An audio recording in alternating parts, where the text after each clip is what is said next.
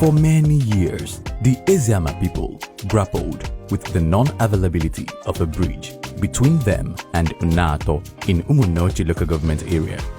This made life difficult and oftentimes unbearable for them.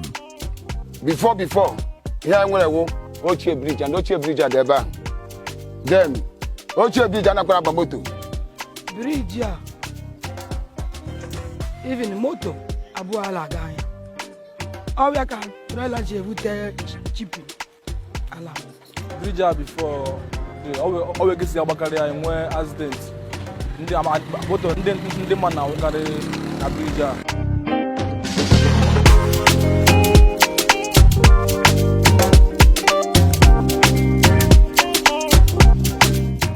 Governor Ikpeazu stepped in and constructed the Eziama Nneato Bridge, bringing succor and relief to these people.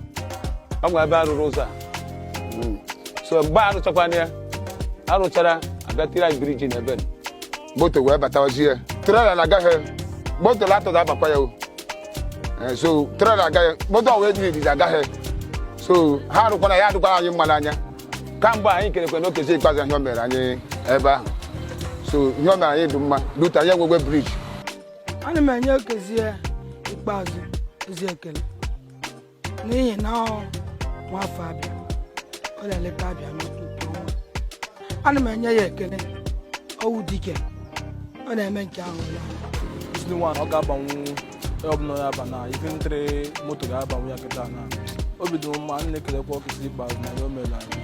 For Macalison, Obono Visiati now, the Margana, Masalana, Odayana, Obido. Project 052, the Eziama Nneato Bridge in Umunneochi local government area.